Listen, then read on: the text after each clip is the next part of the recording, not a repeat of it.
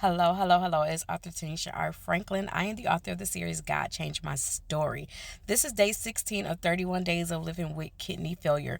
Y'all, I am so sorry. Like, my phone started overheating, so I could not get back on. And it posted my first video, so I will put the title on this video. I read from Matthew 5 and 16, and the title today was Let Your Light Shine. So you will have that in the video. But I'm going to try to repost that video so you can see it. If you have not seen video one, just go back to my TikTok page and you'll see it. You'll see my hairband. It has nothing on it. It doesn't have anything, hashtags, anything, but go watch it. But what I was saying before I got cut off and my phone cut off, hopefully it don't cut off again because it was overheating. I think because I was giving my first video while my car was started and the heat was blowing on my phone. So that wasn't smart job. But the enemy is trying to come and still kill and destroy. He don't want this video out. But what I was saying is don't let nobody dim your light. Some of us have been through so much and we need to talk about it. There are people out here waiting for you to give your story because there are people out here that are embarrassed for what they went through. I'm not embarrassed to say that I had my first son out of wedlock. I'm not embarrassed to say that. I'm not, because that did not define me. And sometimes we are so in tune, and I'm not talking about the church, but when I was pregnant with my son, people whispered. They wanted to know who was the baby father. My dad had became a minister that year. And that was the talk of the thing. Like, oh, he's a minister. And here she is. She pregnant. Like, it was things that people didn't think I heard. And it caused me to leave my church. And I left my church beforehand, but I still didn't go. But my mom still took my son. She went every Sunday after I had my son. I think she went my son for like the first 6 or 7 months. And so I say all this to say, don't let people dim your light. Because sometimes I said this in my video, I think yesterday, the enemy uses people when they don't know when they're being used. The enemy used people at my church to whisper and talk about me. Because he knew that it would hurt me and I would be ashamed, because at that time I was just coming into the ministry. But God, if you guys read my book, if you haven't, check it out. It's on Amazon. My books are on Amazon. My first one, the purple one, I wrote about it. That I allowed people to run me away from the church when I first joined my church. I've been in my church for 20 something years, maybe almost 30 years now. I met my husband through my church. And I'm glad I went back, because I probably wouldn't have met my husband. I probably wouldn't have had my second child, but God sent me back. And the thing that God gave me was, he said, I didn't send you there for the people. I sent you there for the leaders.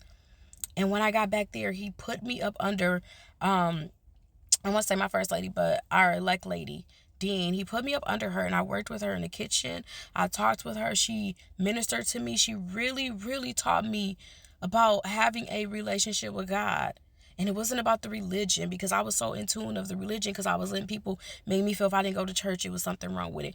And it's not that I like missing church, because I don't. So they know if I miss church, there's something wrong with me or my kids or even my husband. But just because you don't go to church for a day, it does not mean God's going to condemn you. If you are not serving God, then that's a different story. Like, you have to serve God.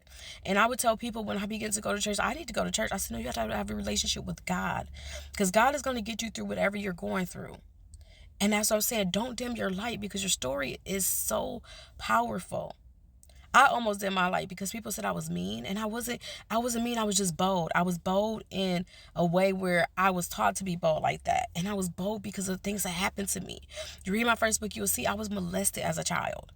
So I shut my mouth. So I was quiet. And when people said to me, I didn't want to talk because I feel like somebody should have known. And I was more upset at my father because I feel like he should have known. And he had left me. So it was like all these things I was dealing with as a child. And this happened when I was 5. So as I'm growing up, I'm dealing with this stuff. I'm dealing with being identity. I'm dealing with people saying because my eyes are tight and how pretty I am, they're telling my mom I'm going to be fast and things like that. And my mom is not saying anything at the time. I'm not talking about her. I know my mom didn't like confrontation, but when people say things about your kids, you have to dip that in the butt. I don't let people say things about my son. You're not going to put that spirit on him. And neither in those people that talked about me, they told my mom I was going to be fast, I was going to have a ton of kids. I didn't have my first baby till I was 21. And I didn't have my second one till I was married. And I'm not sitting here boasting about it, but I'm just saying, these are things that people judge you on just on how you look, and they will judge kids. Because I got judged as a kid, and it was not right. So don't let people dim your light, because the enemy was using them, because he tries to get us as children, y'all. He gets in our head. This is why some of us have been abused, have been molested, have been mistreated by our parents, have been all these things. Because the enemy knows where God is going to take you as an adult. And he has to break you as a child. He tried to break me as a child, y'all. But he sent me a man who knew who he was. And my husband is the reason why. I mean, God's the reason why this book is out. But he sent me my husband. For my husband to say, just because your mama didn't write a book, just because your mama or your grandmother didn't have a business, don't mean you can't. My husband told me these things. He told me these things. He gave me that encouragement. Then he sent me friends. Girl, do this, do that. Oh, you like now, my business, I'm getting ready to revamp. I'm like, I was about to give it up. And here it is. I have one couple. Oh my gosh, they are. I'm not saying like they are like the best. It's two couples. I take it back. It's two that's in my life right now that I truly, truly, truly, truly would do anything for them. I said, God, when you bless me, allow me to bless them. I'm telling you, because these people are just, they don't ask for nothing. They don't, and they steady giving. And I had to learn how to receive. I took a class on that because I didn't know how to receive. I knew how to give, but I didn't know how to receive. I thought there was something wrong with it. But there is nothing wrong with it. There's nothing wrong with receiving. When I took this class, I was like, oh my God, this is me. Like, she was speaking directly to me in this class. And I'm pretty sure she knew that she was speaking to a whole bunch of people because God had her do this class this past week. And it was amazing.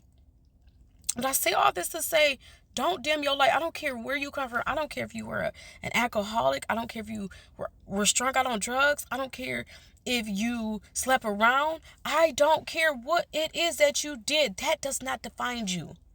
As long as you are turning towards God and getting your life right, it does not define. Your past don't define you.